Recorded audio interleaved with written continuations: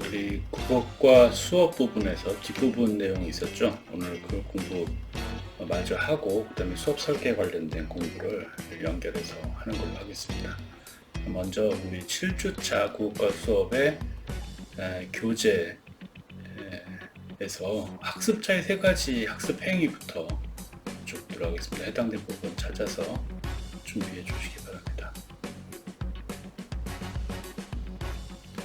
자, 다 찾으셨습니까? 예, 그러면 학습자의 세 가지 학습 행위는 당연히 이제 교사의 교수 행위하고 대응되는 것이 되겠죠.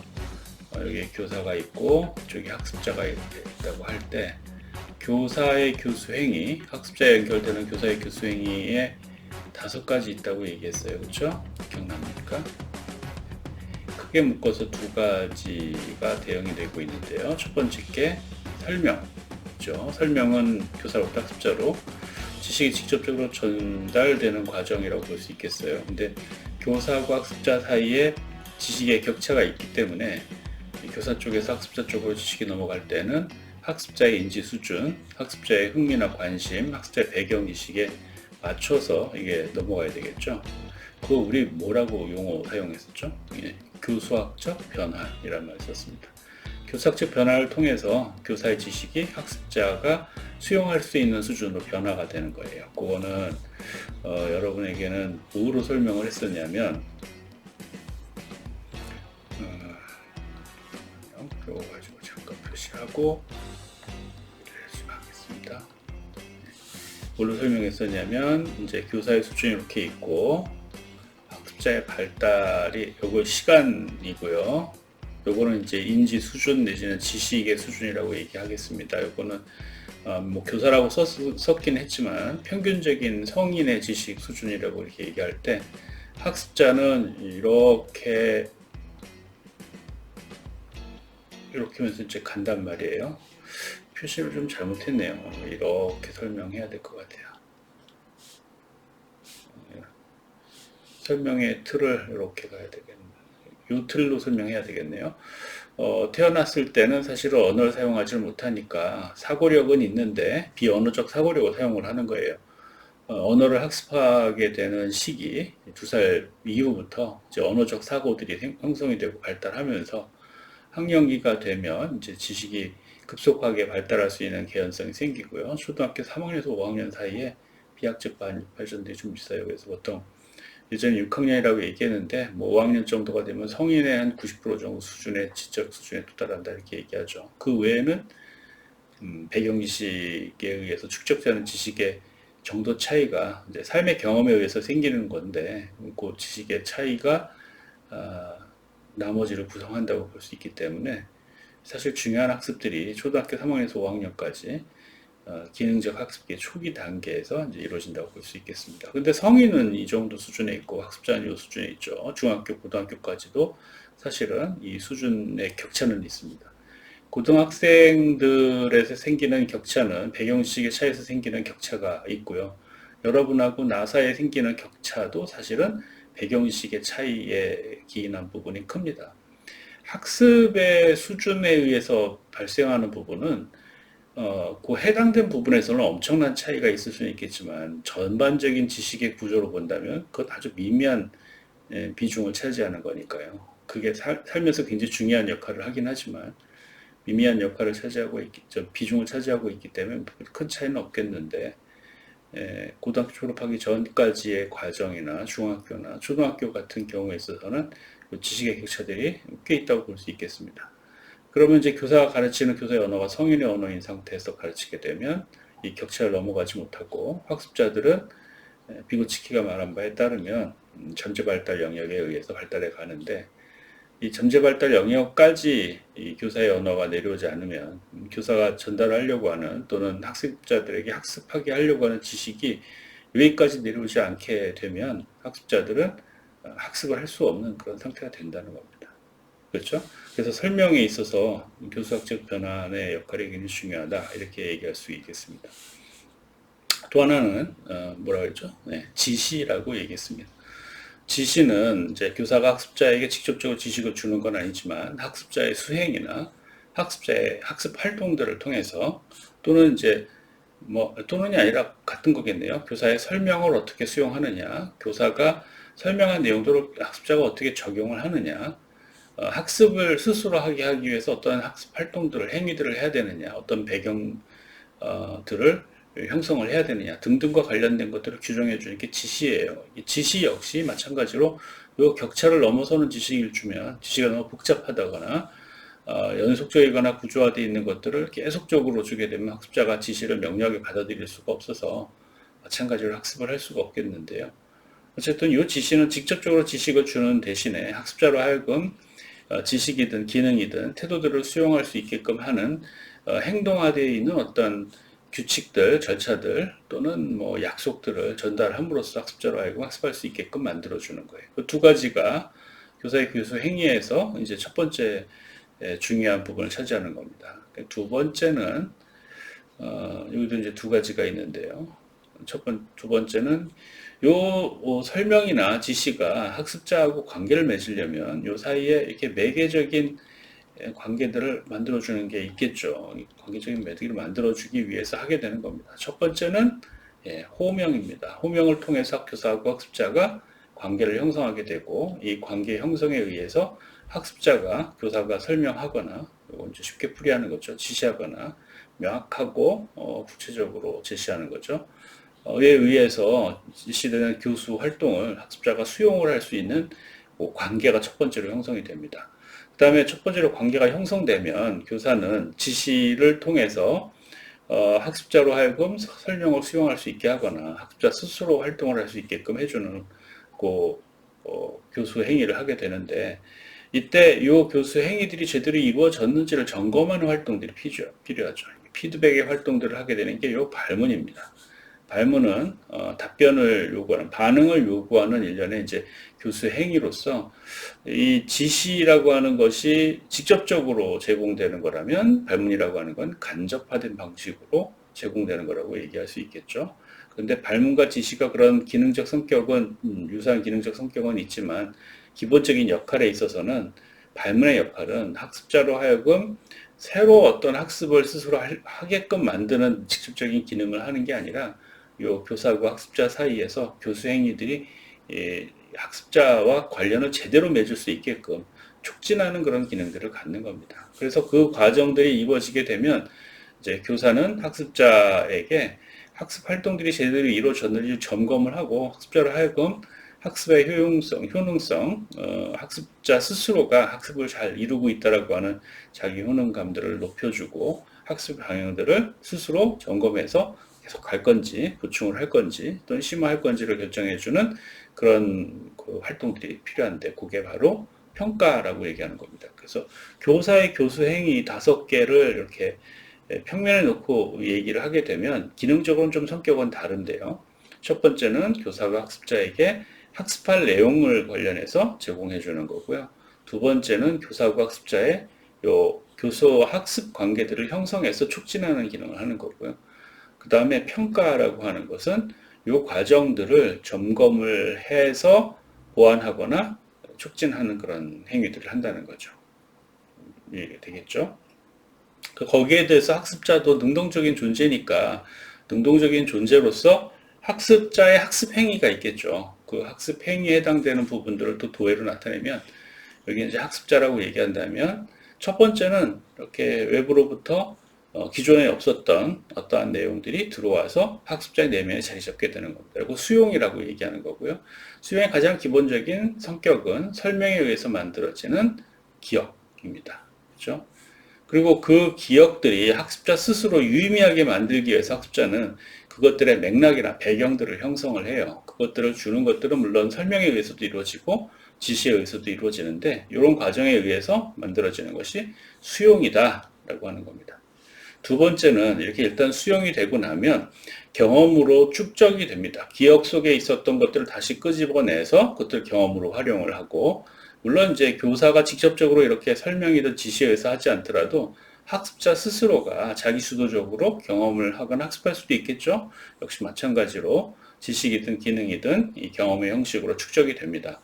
그런데 그렇게 됐을 때 그게 한번 들어가서 단순하게 이렇게 병렬적으로 존재하는 것이 아니라 축적이 되잖아요. 그럼 축적이 되면 그것이 또 마찬가지로 병렬적으로 늘어나는 게 아니라 그 사이에 그 지식들이 이 유기적인 작용을 하면서 발전을 한단 말이에요. 그걸 보통 행동주의 교육학에서는 강화란 말을 썼는데, 행동주의 교육학이 아니라 하더라도 뭐 심화라든지 숙련이라든지 뭐 또는 심화된 내면화라든지 이런 용어들이 다 실제로 성격상으로는 강화라고 볼 수가 있겠습니다. 첫 번째는 학습자가 새로운 어떤 지식이든 기능이든 것들을 자기 것으로 만드는 수용의 과정이 있을 것이고요. 그 다음에는 그것을 강화하는 과정이 있을 겁니다. 그렇겠죠? 그리고 난 다음에 이 안에는 기존의 지식들이 뭐랄까요? 가치 중립적으로 또는 병렬적으로 계속 축적이 되는 것이 아니라 새로운 지식들이 들어올 때마다 기존의 지식들의 체계들과 일정한 관계를 맺고 유의미한 구조로서 그 안에 일정한 자리를 잡아야 돼요. 어떤 경우에 있어서는 지식이 새로운 지식의 틀로 바뀌는 경우도 있고요. 부분적으로 교체되는 경우도 있습니다. 우리가 앞에서 이거 다시 한번 보면요. 이게 그 학습자의 발달 과정 속에서 성인과 일정한 차이가 있다 보니까 학습자는 지식의 발전 과정이 이렇게 단순하게 그냥 계속 쌓이게 되는 구조가 아니고요. 학습자의 인지 구조에 따라서 거기에 맞게끔 교사적 변화를 하면서 사실은 성인들의 세계에서 요구되는 그런 지식의 체계와는 굉장히 차이가 있는, 어떻게 보냐면 이제 오류를 내포하고 있는 그런 지식 구조들을 불가피하게 주게 되는 경우도 있습니다. 내가 불가피하게다라고 했지만 사실은 일부러 주는 경우들도 물론 있다고 볼 수 있겠습니다. 이 국어에서 설명할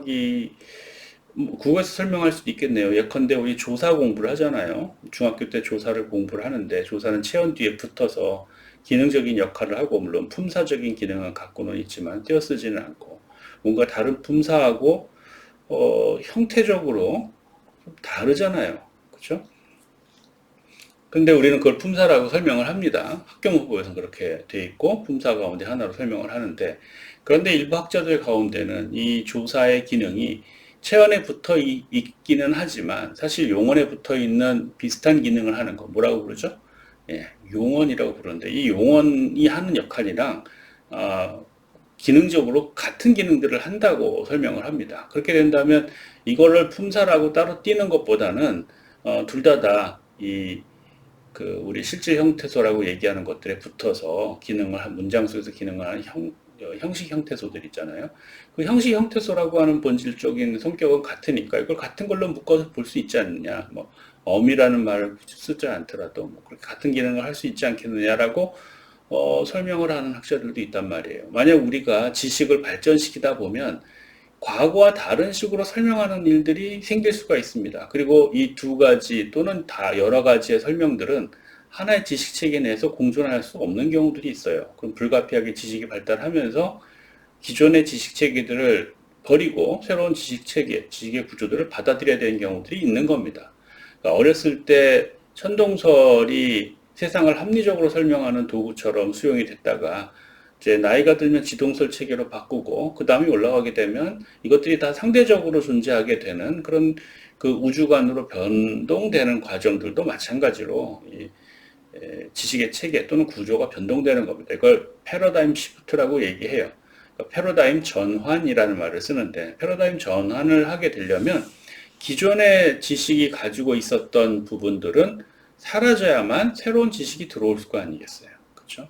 그래서 학습자의 학습 유형을 본다면 첫 번째로는 수용을 하고 그 다음에는 강화를 하고 그 다음에 대체를 하는 내가 그 다음이라는 말을 써서 좀 혼동이 있겠는데 이건 순서의 개념은 아닙니다.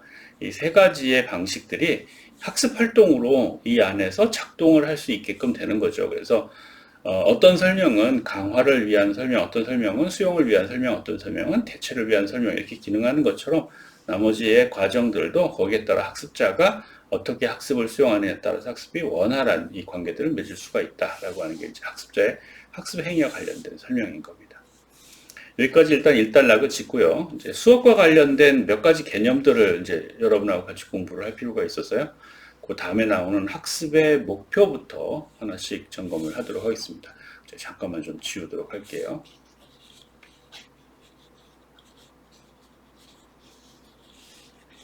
여러분들은 요거 기록으로 남겨져 있겠죠. 네.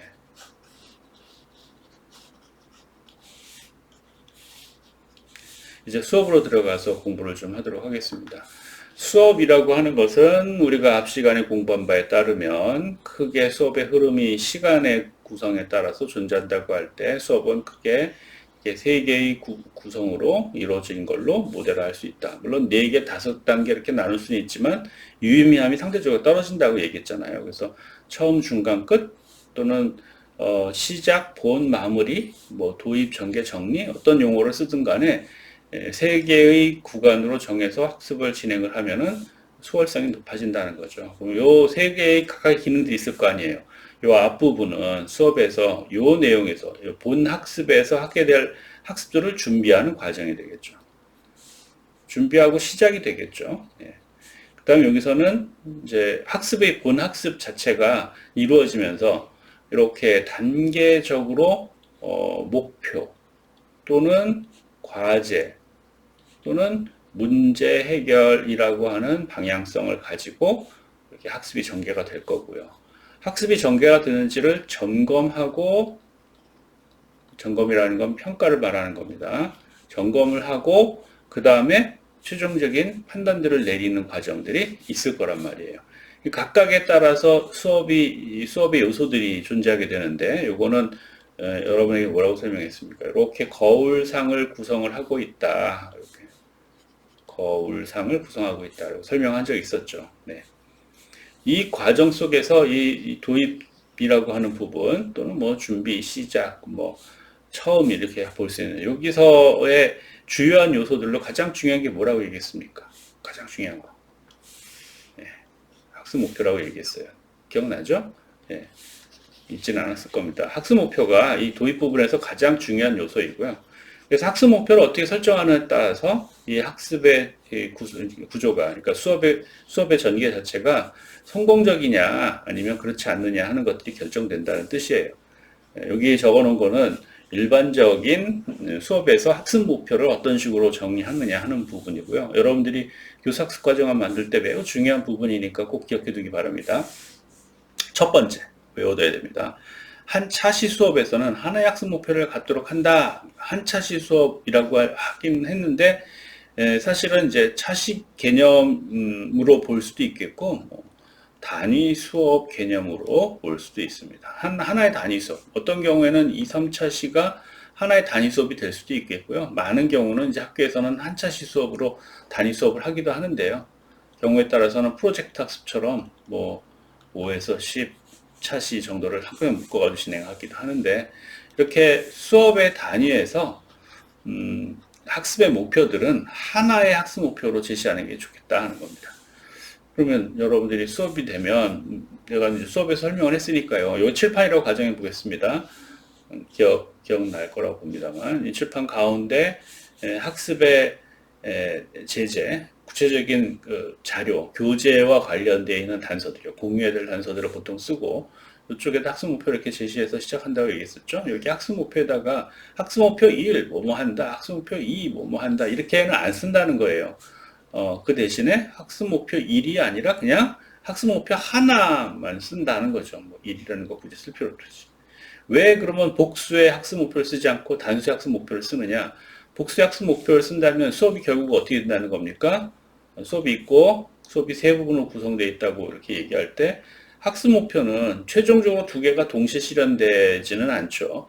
각각의 목표를 향해서 나가게 되는 구조가 있으니까요. 그렇게 되면 어떤 일들이 생기냐면 이렇게 수업이 쪼개져 버리는 거예요. 학습 목표 1은 먼저 달성되고 학습 목표 2가 나중에 달성되는 일이 생기게 되는데 이렇다면은 수업이 반으로 쪼개지는 셈이 되는 거 아닙니까? 여기서 새로 출발하는 거니까 여기서 출발하고 그래서 수업이 전체적으로 구조적으로 균열되어 있는 그런 양상들이 나타나기 때문에 학습 목표는 이렇게 두 개로 나타내지는 않습니다. 물론 프로젝트 수업이라든지 다차시 수업의 경우에 있어서는 학습 목표가 둘 이상인 경우가 있을 수가 있어요.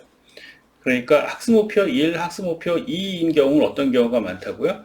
다차시 또는 이제 복합차시라고 말하는데요. 복합차시 수업에서는 이렇게 나갈 수 있고 이런 경우는 수업을 어떻게 생각하냐면 돼요.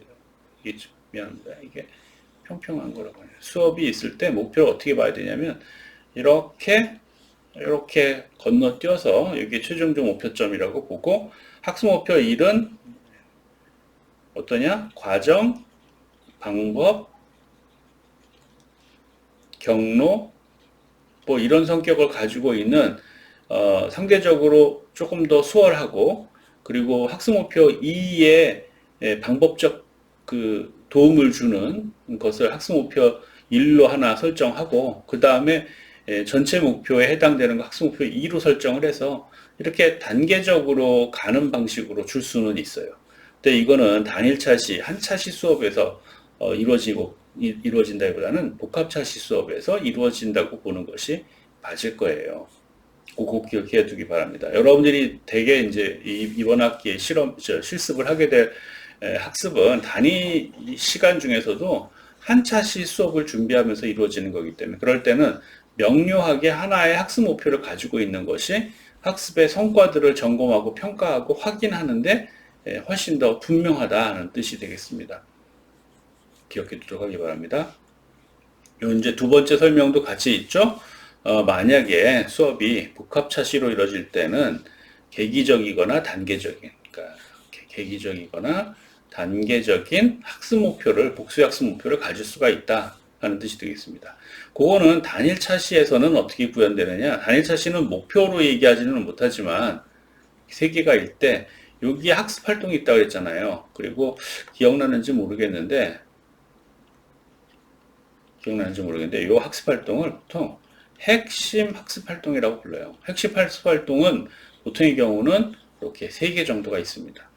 저학년의 경우에 있어서 중학교 저학년이나 뭐 이런 데는 2개를 가지고 있는 경우도 있습니다만 보통 한 3개 정도가 있고 3개 학습 활동도 마찬가지로 목표를 향해서 나가는 일반적인 수업들을 가정해 본다면 활동 1, 활동 2, 활동 3부터 1, 2, 3이 뭐 여러 형태로 될 수도 있습니다. 이를테면 활동 1, 2, 3을 구성을 해서 부분 집합들 요것들을 하나씩 하면 전체 집합이 만들어진다라고 한다면 이것들 사이에는 그냥 뭐 순서 개념이 있을 수는 있고 또는 없을 수도 있겠지만 전체를 등분을 해서 일정하게 나누어진 것들을 각각 공부를 해서 전체 목표에 도달하는 방법이 되겠죠. 그거 말고 이제 학습 목표 1, 2, 3을 학습 목표 2를 공부하면 2를 공부할 수 있게 되고 2를 공부하면 3을 공부할 수 있게 되는 그런 구조로 단계화할 수도 있습니다. 보통 도움닫기 활동이라고 생각하면 되겠어요. 도움닫기 3단 멀리뛰기 정도를 생각한다면 핵심 학습 활동이 한 32분에서 37, 8분 정도 되는 이 시간 동안에 한 10분이나 15분 정도의 시간을 두고 핵심 학습 활동들이 앞 단계가 뒷 단계보다 좀 더 수월하고 바탕을 이루는 그런 단계로서 진행돼서 학습 목표에 도달할 수 있게끔 구조화되는 방식을 쓸 수도 있다는 뜻이에요. 한 차시 내에서는 그거를 목표라고 얘기하지 않고 핵심 학습 활동이라고 얘기합니다. 그러니까 목표를 구성하고 있는 주요 내용 요소라고 얘기하는 거예요. 반면에 다차시 수업 또는 복합차시 수업에서는 핵심 학습 활동 대신에 이제 목표라고 쓸 수도 있어요. 왜냐하면 여러 시간에 의해서 한 단위 수업이 만들어질 때 각 차시들은 핵심 학습 활동에 대응되는 걸 하나씩 가지고 있을 거 아니겠어요? 그거는 한 차시 수업을 기준으로 얘기한다면 학습 목표라고 얘기할 수도 있겠죠. 근데 굳이 이제 그거를 학습 목표라고 얘기하지 않고 그냥 학습 과제라고 쓰는 경우들도 많이 있기 때문에 학습 목표라고 단정을 꼭 할 필요는 없습니다. 구분을 그렇게 해줬었고요. 그 다음에 학습 목표를 기술했다고 해서 수업 시간 내내 학습 목표 자체만 공부를 하는 건 아닙니다. 여러분에게 비유를 하기 위해서 이렇게 산을 놓고 우리가 등반하는 상황을 생각해 보자고요. 산을 그렸는데 너무 험한 산이네요. 다시 좀 그려보겠습니다. 좀 쉬운.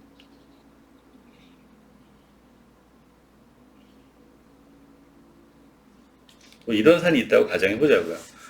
우리가 이 산을 정복하기 위해서 이렇게 가나요? 보통 그렇게 안 갈 것 같아요. 왜냐하면 초반에는 좀 수월하게 보일지 모르겠지만 이게 중반엔 너무 어려운 과정들이 있을 거 아니에요. 그래서 실제로 등반을 하게 된다면은 이렇게 갔다가 이렇게 갈 것 같아요. 요 경사도나 뭐 이런 거 고려한다면 그래도 만약에 중간에 시간을 너무 길게 끌게 되면 기상기후가 바뀌고 낮밤이 바뀌고 그러면서 위험해질 수도 있으니까 어떤 경우는 아주 그 급격한 경사들을 공략해야 될 경우도 있겠지만 안전이나 이런 것들을 고려해서 루트를 짜는데 보자고요. 우리가 위로 올라가야 되는데 어떤 경우는 위로 안 가고 옆으로 가는 일들이 있어요. 그렇죠? 모든 것이 목표만을 놓고 야 이게 목표에 해당되는 활동이야 라고 모든 활동들이 구성되는 건 아닌 겁니다. 이 목표에 도달하기 위해서 어떤 활동들은 그 목표를 향해 가지 않는 것처럼 보이는 또는 가다가 방향을 트는 것처럼 보이는 그런 활동들도 있는 거다. 이렇게 비유로 생각하면 되겠어요. 이것들은 각각의 활동들이고요. 앞 시간에 여러분에게 강조했었습니다만 학습 목표는 또는 수업은 깨알 같은 교수학습 활동들을 통해서 이루어지는데 그런데 학습 목표를 깨알 같은 교수학습 활동을 가지고 기술하지는 않습니다. 목표는 목표로서 도달할 지점을 얘기해 주고요. 학습 활동들은 교수학습 활동들은 그것들을 구성하고 있는 구체적인 그런 활동들이 된다 이렇게 얘기할 수 있겠습니다. 뭐 이것도 가끔 가다가 이 수업에서 활용하는 부분이긴 한데요. 우리가 목표에서 이제 쓰기 쪽에 목표가 있다고 가정해 보자고요. 글을 쓰는 겁니다. 근데 글을 쓰는데 글의 내용을 풍성하게 하는 게 여러분들이 고등학교에서 배웠던 바에 따르면 내용은 풍부하고 조직은 유기적이고 표현은 간결하고 뭐 이거 배웠잖아요. 내용 풍성한 내용을 쓰기 위해서 풍성한 내용에 초점을 두고 쓰기 학습을 진행하려고 해요. 그럼 학습 목표는 여기에 있겠죠. 내용. 쓰기 영역일 거고요. 근데 쓰기의 내용을 구성하기 위해서 토론을 한다고 가정해 봅시다.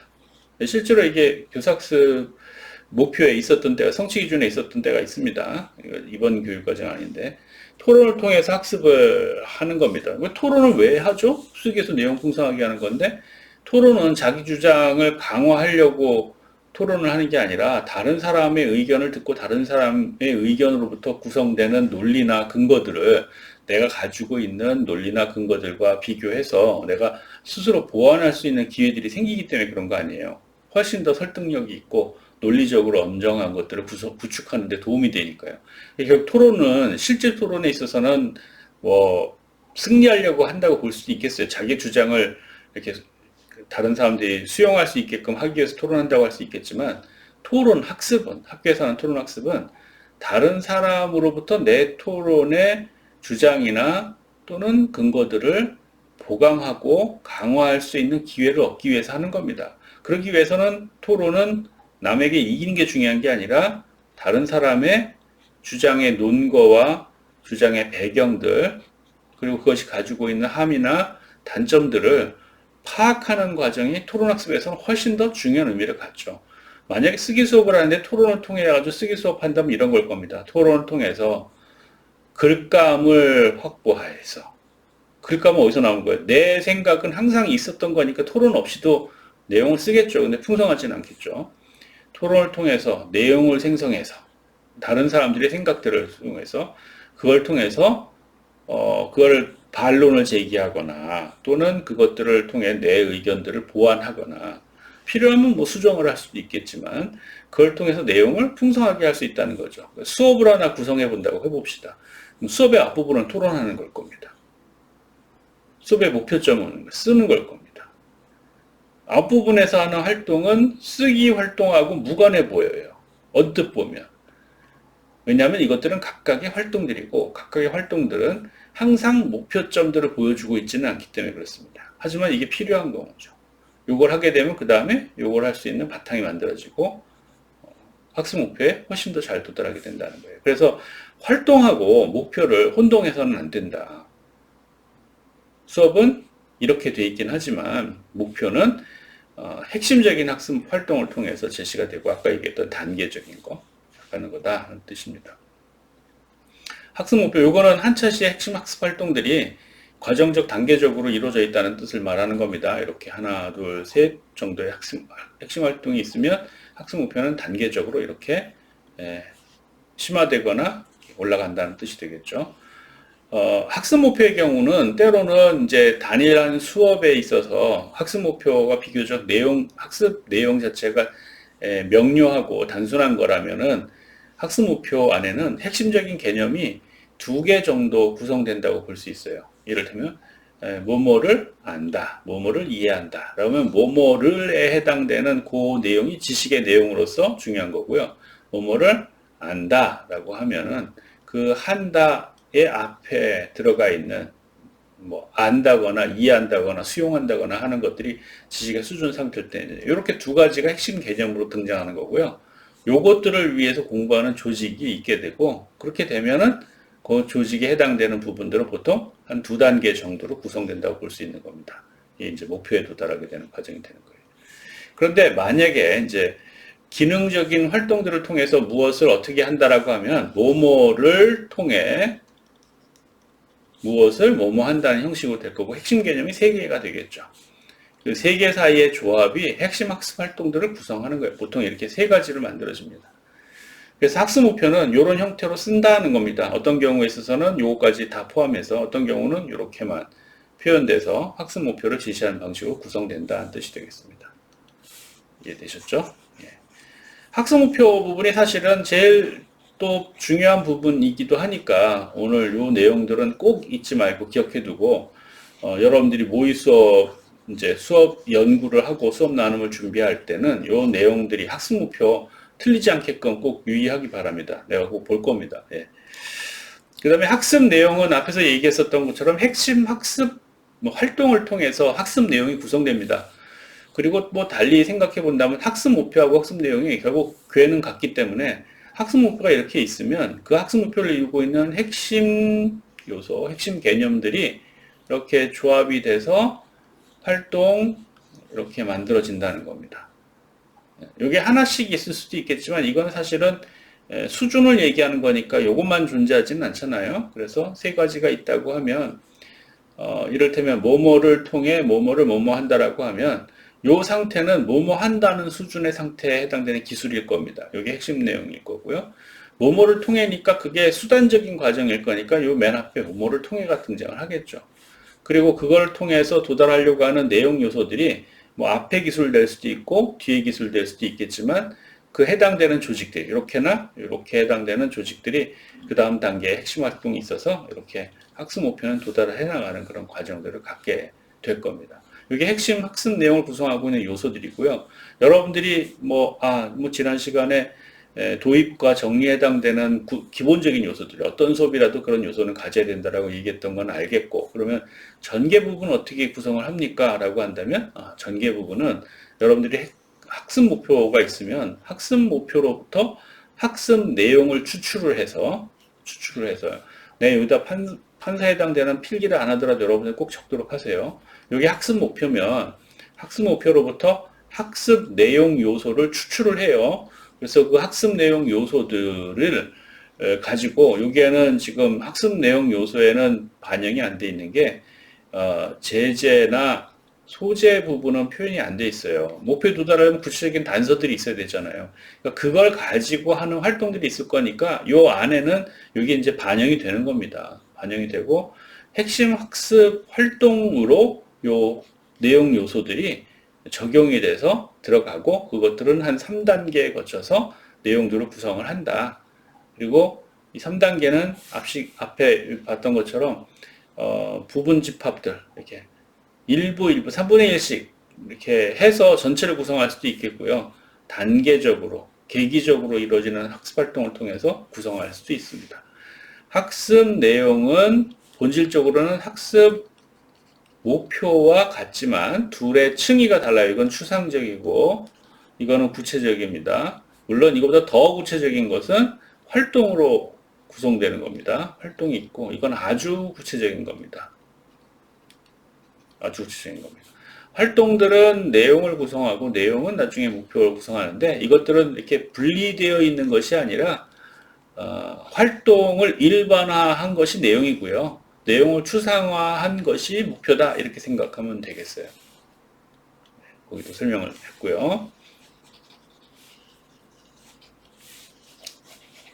자, 이번엔 수업의 요소인데요. 수업의 요소는 우리가 앞에서 공부한 거니까 점검만 잠깐 하고 가겠습니다. 수업은 대개 도입, 전개, 정리 3단 구성으로 되어 있고, 그리고 도입과 정리 부분은 수미상의 형태를 이루고 있다. 거울상으로 되어 있다. 수업의 핵심 요소는 학습 목표와 핵심 학습 활동, 그리고 형성평가다. 학습 목표는 어디에서 주는 거예요? 도입에서 이렇게 주는 겁니다. 핵심 학습 활동은 전개에서, 그 다음에 형성평가는 정리해서. 형성평가는 평가론 시간에 공부했을 거라고 보고 세부적으로 얘기는 안 하겠습니다만, 형성평가의 목적은 수업평가를 위해서입니다. 수업평가라고 하는 말은 다른 말로 하면은 똑같은 용어는 아니지만 교사평가에 해당됩니다. 이게 무슨 말이냐면 형성평가를 통해서 예를 들어서 평가의 목표치를 예컨대 80%라고 얘기한다면 학습자들이 학습을 해서 봤더니 뭐 50%밖에 안 나왔다고 그러면 학생들한테 이 바보들 오늘 공부했는데 이것도 몰라? 이렇게 가는 게 아니라요. 교사가 학습자들에게 설명, 지시 또는 발문, 호명 또는 평가 등을 통해서 학습자들이 수월하게 학습을 할 수 있도록 효과적인 수업의 구조화나 조직이나 실행을 하지 못했다라고 하는 거예요. 그래서 수업 평가를 한다는 겁니다. 이 평가의 목적은 이 평가를 통해서 다음번 수업에서 보충을 하거나 심화를 하거나 그 다음 수업과 연계해서 나갈 수 있는 것들을 미리 점검하고 준비할 수 있게끔 해주는 데 목적이 있는 겁니다. 그러니까 학습자들한테 형성평가를 통해 가지고 평가 결과가 별로 좋지 않으면 학습자들을 책망하거나 학습자들에게 물론 학습자들에게 과제를 주는 부분들이 있겠죠. 보완을 해야 될 필요들이 있을 때는.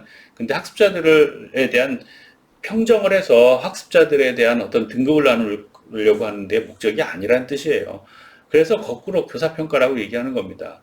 이 수업을 통해서 교사가 자기 수업에 대해서 스스로 반성을 하고 수업을 개선하기 위한 방안들을 제공하는 데 목적이 있기 때문에 그렇다. 이렇게 이해를 하면 되겠습니다.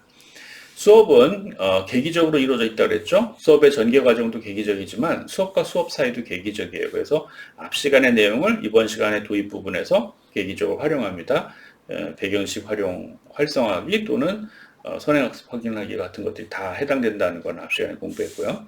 그 다음에 정리해 가지고는 차시 예고라든지 과제 제시라든지 하는 것들은 다음 시간과 계기성들을 만들기 위해서다. 다 적어서 얘기한 것들입니다. 네.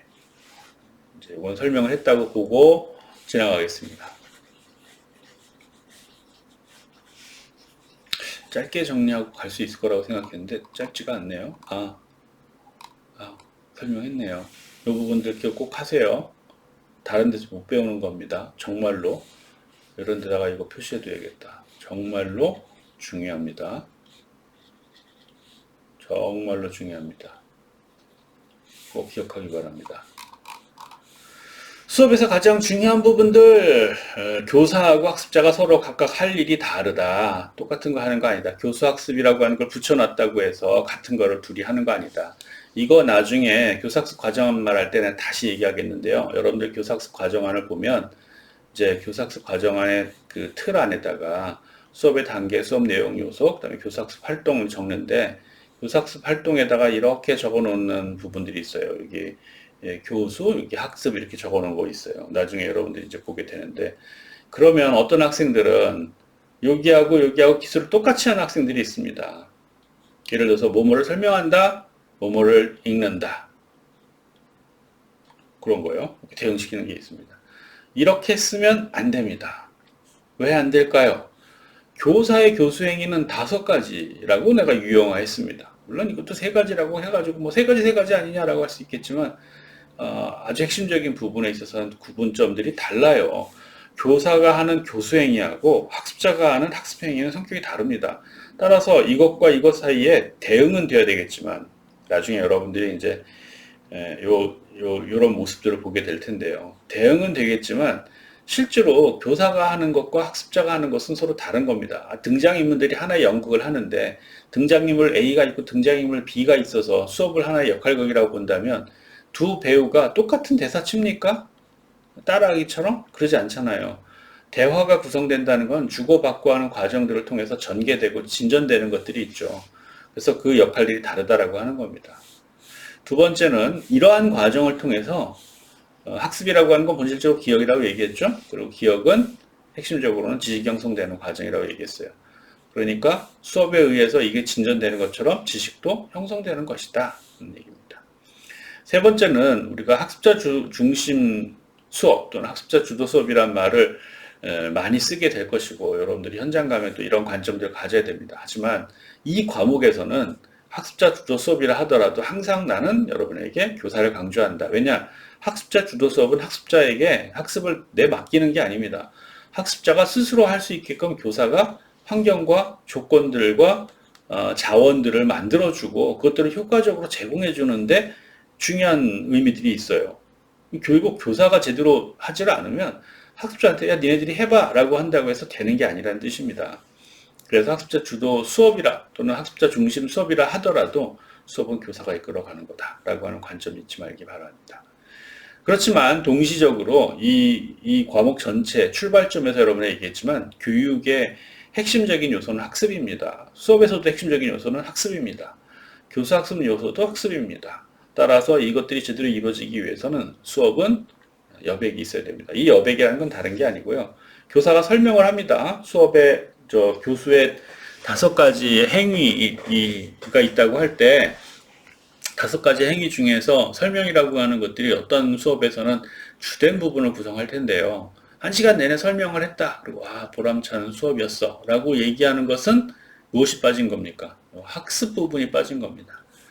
내가 수업에서 오늘 나갈 부분들을 아마 정말 알차게 다른 시간에 다루지 않는 내용까지 다 다뤄가지고 수업에 꽉꽉 담아가지고 학습자에게 줬다고 해서 학습자가 소화를 해낼 수 있는가? 그건 아니라는 거죠.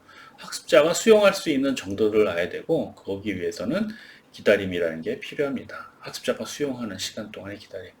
요거는 꼭 물리적 시간으로서의 기다림만 얘기하는 건 아니고요. 학습자가 학습을 하는가 하는 것들을 계속 관찰하고 평가하고 거기에 맞춰가지고 교수 행위들을 해나가야 된다는 뜻이 되겠습니다. 네. 그 다음에 이것도 혼동 많이 하는 건데요. 수업에서 교수 매체나 기자재, PPT라든지 뭐 프로젝트를 쓴다든지 이런 것들은 수업의 본질적인 요소는 아닙니다. 수업의 본질적인 요소는 학습하는 학습의 내용이 본질적인 요소예요. 만약에 이것들을 썼는데 학습자에게 그것이 수용해, 학습자의 학습에 기능을 별로 못한다면 쓸모없는 겁니다.